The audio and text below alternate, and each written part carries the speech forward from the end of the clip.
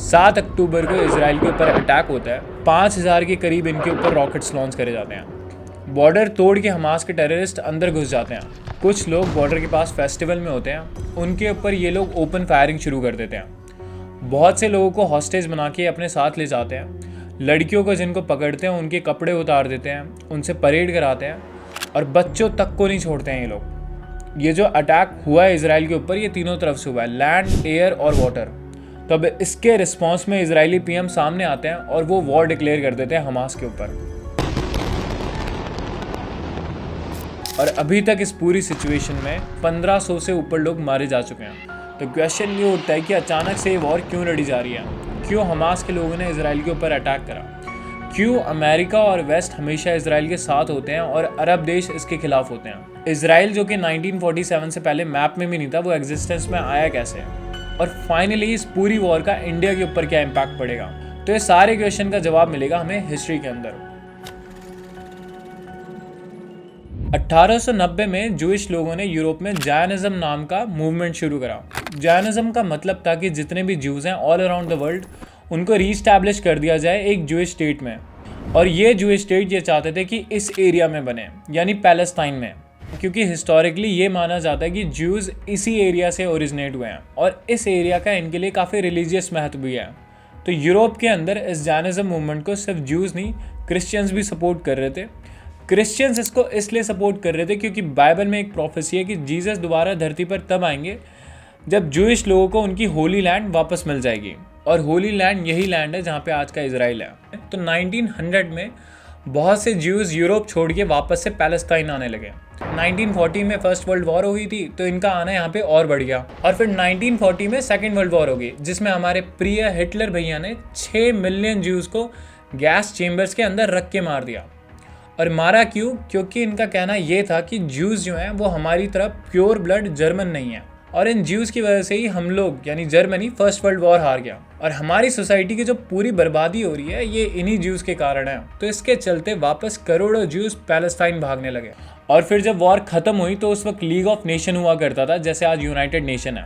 वहाँ पर ज्यूज़ ने बोला, यार तुम लोग ऐसी उल्टी सीधी हरकतें करके हमको पूरा ही ख़त्म कर दोगे, तो एक काम करो, जो स्टेट हम पैलेस्टाइन में मांग रहे हैं वो प्लीज़ हमें बना के दे दो। तो सबने इनकी बात सुनी और उनको अच्छी भी लगी। दूसरा एक रीज़न ये भी था कि जो ज्यूज़ थे वो काफ़ी हार्ड वर्किंग थे और पैसे वाले भी थे, तो अब पैसे वाले की बात तो वैसे भी सुनी जाएगी। तो 1947 में इजराइल बना इस मैप के साथ। ये मैप आप देख सकते हो, इसमें जितना भी वाइट एरिया है वो जूइश लैंड है। सिर्फ एक साल पहले 1946 में ये मैप ऐसा दिखता था। तो ज्यूज़ तो काफ़ी खुश हो गए क्योंकि उनको उनकी धरती मिल गई, लेकिन दुखी कौन था? अरब्स। इनका ये कहना था कि वेस्ट यहाँ पे आया और हमारी धरती में से एक टुकड़ा काट के यूरोप के ज्यूज़ को दे दिया, और अब हमें बोल रहा है कि जो मैंने करा है उसको चुप करके मान लो। तो इन्होंने बोला, यार हम तो नहीं मानेंगे। तो ये सारे देश मिले और अरब लीग बनाई। इस अरब लीग के अंदर ये सारे देश थे और इन सब देशों ने मिलकर इसराइल के ऊपर अटैक कर दिया 1948 में। लेकिन अगेंस्ट ऑल ऑड्स इसराइल इस वॉर को जीत जाता है। और सिर्फ यही वॉर नहीं, इसके बाद इसराइल ने लगभग 10 से ऊपर वॉर्स और लड़ी और वो सारी वॉर्स जीत गया। अब ऐसा बिल्कुल नहीं है कि यहाँ पर इसराइल बड़ा साफ सुथरा और अच्छा देश है और इन्होंने कभी कोई गलती करी नहीं और सारा पाप बस अरब नेशंस ने करा। 1947 में इनका मैप ये था, बट क्योंकि ये लोग वॉर जीतते गए तो इन्होंने काफ़ी एरिया ऑक्यूपाई करा।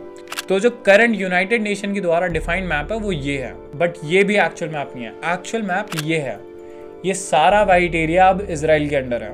यूनाइटेड नेशन ये बोलता है कि ये जो लाइन जा रही है इसके अंदर सारे पैलेस्टीनियंस रहेंगे, बट क्योंकि इसराइल के पास पावर है तो इसराइल इल्लीगल सेटलर्स यहाँ पर भेज रहा है, यानी इजरायली लोग जाके ज़बरदस्ती इस एरिया में अपना घर बना रहे हैं, जिसकी वजह से पूरे रीजन में टेंशन्स बढ़ रही हैं।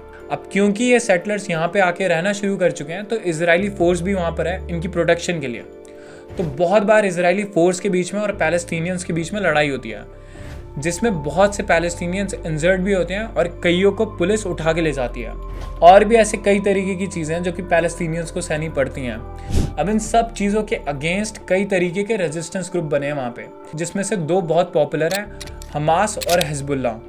ये रेजिस्टेंस ग्रुप हैं पैलेस्टाइन और अरब देशों के लिए, बट बाकी पूरी दुनिया के लिए ये टेररिस्ट हैं। जिसमें से जो हमास है वो इस एरिया को कंट्रोल करता है, गाजा स्ट्रिप को, और इसी टेररिस्ट ऑर्गेनाइजेशन ने अभी अटैक करा है इसराइल पे। अब इनका जो हेड है वो सामने आया और बोला कि इजराइल बहुत ड्रामा कर रहा है बहुत दिनों से, अब हम बिल्कुल नहीं सहेंगे, तो अब हम जंग का ऐलान करते हैं। तो अब क्योंकि इन लोगों ने इतना वॉयलेंट अटैक करा कि 900 से ऊपर लोग मार दिए इजराइल में, तो इजरायली पीएम भी सामने आके बोले कि अब हम भी तुमको निस्तो नाबूद कर देंगे। तो अभी सिचुएशन ये है कि इजराइल ने गाज़ा स्ट्रिप के ऊपर एयर स्ट्राइक करना शुरू कर दिया है, जिसमें अभी तक 600 से ऊपर लोग मारे जा चुके हैं। अभी ये तो कुछ भी नहीं है, इजराइल ने अपने टैंक्स को मोबिलाइज करना भी शुरू कर दिया है गाज़ा बॉर्डर की तरफ, और माना ये जा रहा है कि बहुत ही जल्द ये लोग ग्राउंड अटैक भी कर सकते हैं। अब इस पूरे इंसिडेंट में ईरान बड़ा खुश होकर सामने आया और हमास को बोला बहुत बढ़िया भाई, बहुत बढ़िया काम करा तुमने। अब ईरान खुश हो गए इसलिए सामने आया क्योंकि हमास और हिजबुल्ला जो दोनों टेररिस्ट ऑर्गेनाइजेशन है, इन दोनों को फंडिंग ईरान ही करता है।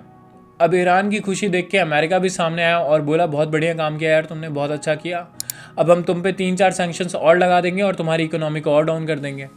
इजराइल के लिए मेन प्रॉब्लम ये है कि अगर ये वॉर स्पिल आउट हो गई, यानी हो सकता है कि बाकी टेररिस्ट ऑर्गेनाइजेशन या फिर अरब देश भी इस वॉर को ज्वाइन कर लें, तो फिर इजराइल के लिए वॉर लड़ना काफ़ी मुश्किल हो जाएगा। तो ये देख के अमेरिका वापस से बीच में कूदा और मिलिट्री एड उसने ऑलरेडी इजराइल को प्रोवाइड करना शुरू कर दिया। तो अब क्वेश्चन ये उठता है कि यार अमेरिका बार बार क्यों कूद जाता है बीच में? तो इसका आंसर है इजराइल की ज्योग्राफिक लोकेशन। इजराइल बैठा हुआ है मिडल ईस्ट की बहुत ही प्यारी लोकेशन पे, इसके आसपास सारी ऑयल रिच कंट्रीज हैं और अमेरिका सबको पता है कि ऑयल का दीवाना है, क्योंकि अगर ऑयल नहीं होगा तो कंट्री चलेगी कैसे, और अगर कंट्री चलेगी नहीं तो सुपर पावर का स्टेटस मेंटेन कैसे कर पाएगी। इसके कारण अमेरिका नहीं चाहता कि मिडिल ईस्ट में शांति हो, क्योंकि अगर शांति हो गई तो अमेरिका एक्सप्लॉइट कैसे कर पाएगा। तो यहाँ पर पिक्चर में आता है इजराइल, जिसके थ्रू अमेरिका अपनी सारी वॉर्स लड़ता है मिडिल ईस्ट में। एक और रीज़न ये भी है इनके सपोर्ट करने का कि अमेरिकन ज्यूइश कम्युनिटी बहुत ही स्ट्रॉन्ग और इन्फ्लुएंशियल कम्युनिटी है।